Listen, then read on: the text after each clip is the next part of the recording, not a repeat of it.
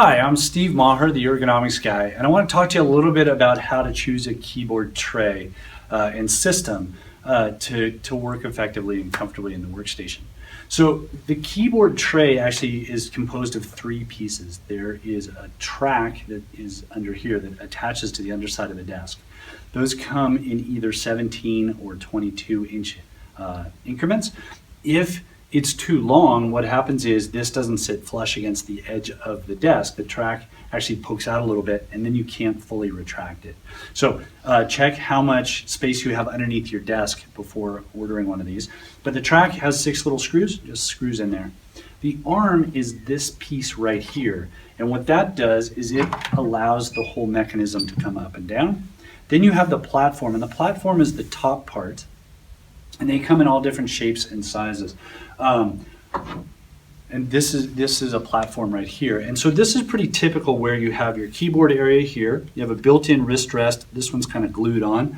Other ones will just pop off. They have little nubs underneath, so they just sit right there. And then they have a mousing surface over here that's out to the side. You can typically move these from one side to the other. It looks like this one you slide.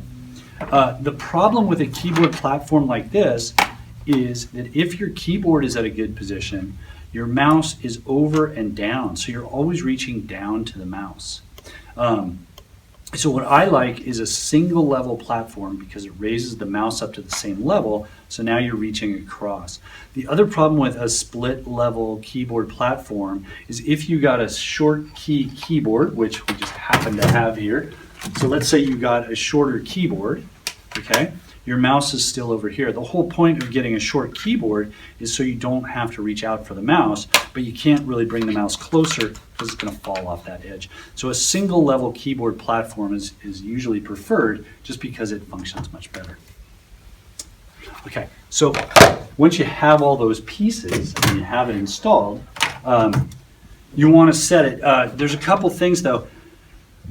The arm, it's spring-loaded. Most of the newer ones are spring-loaded, and the way that they adjust is you just push them up from the bottom and they come up. You push the front edge down to unlock the spring and they come down. So you can set it to exactly where you want. Over here on the right-hand side is a knob, and all that knob does is change the angle.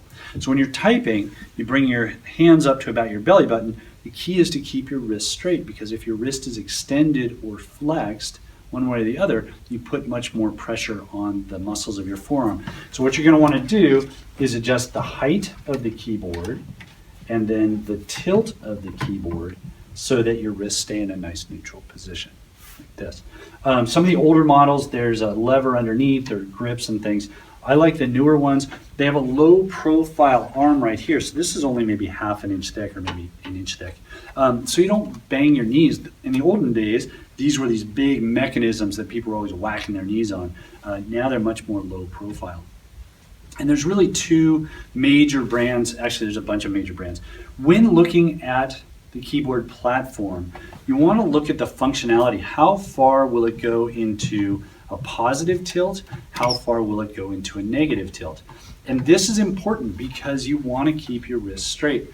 A lot of companies, their keyboard platform only goes into a negative tilt. And the idea behind that is your keyboard should be below your elbows, and that keeps your wrist straight when you're typing.